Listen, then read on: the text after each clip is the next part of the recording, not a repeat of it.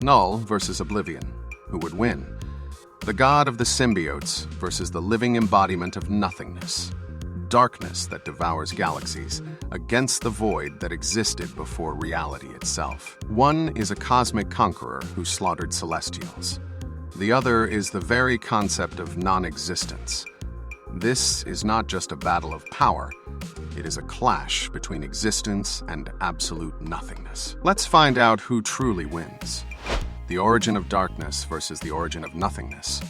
Long before stars ignited, before time began, before life had meaning, there was only the void. From that endless darkness emerged Knull, a primordial god born within the infinite abyss that existed before the universe. When the Celestials arrived and brought light into creation, Knull saw it as an invasion.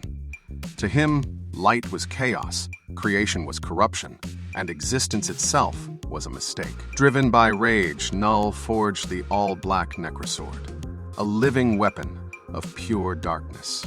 With it, he began a cosmic slaughter, killing Celestials and spreading terror across the newborn universe. He later created the Symbiote race, binding them into a hive mind under his absolute control.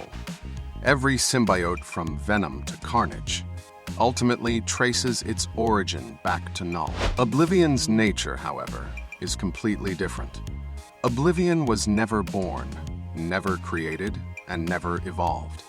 It simply always existed. Oblivion represents absolute nothingness, the state before existence, and the state after everything ends. It is not a traditional being, but a cosmic abstract entity, the living embodiment of non-existence itself. If eternity represents everything that exists, then Oblivion represents everything that does not. This means Knull is a god within creation, while Oblivion exists beyond creation itself. Power levels and cosmic scale. Knull's power is undeniably terrifying. He is strong enough to kill Celestials, manipulate darkness on a universal scale, and control an entire species through a psychic hive mind. His Necrosword can slice through cosmic beings, and his physical strength rivals the highest-tier Marvel gods. At his peak, he overwhelmed entire superhero armies, including the Avengers and powerful cosmic defenders. Knull operates on a high cosmic level. He can dominate galaxies, reshape planets, and overpower divine entities. But Oblivion exists on an entirely different scale. Oblivion is not bound by space, time, or dimensional limits.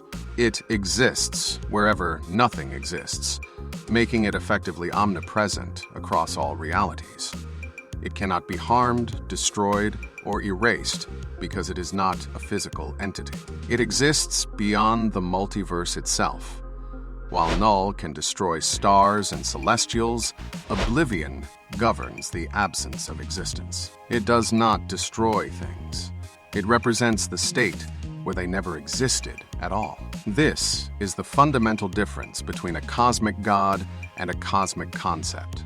Abilities and Hack's comparison.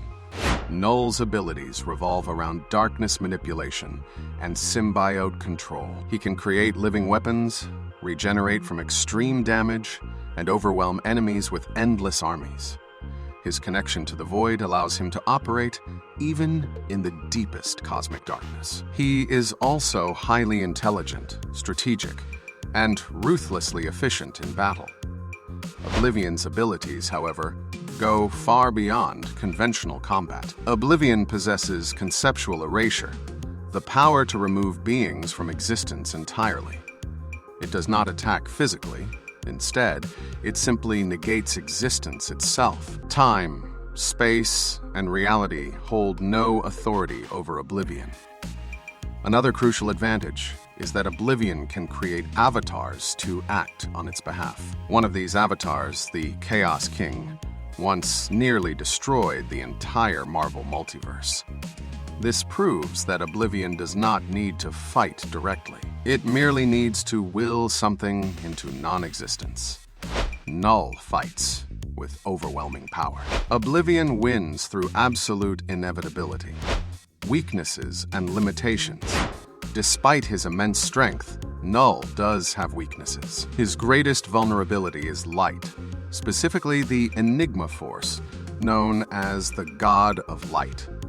This ancient cosmic energy represents the direct opposite of Knull's darkness. During the King in Black storyline, this force empowered Venom to reach a divine level of power. With this light-based transformation, Knull was overwhelmed, his symbiote control shattered, and his physical form destroyed. This proves that Knull, while incredibly powerful, remains bound by cosmic balance.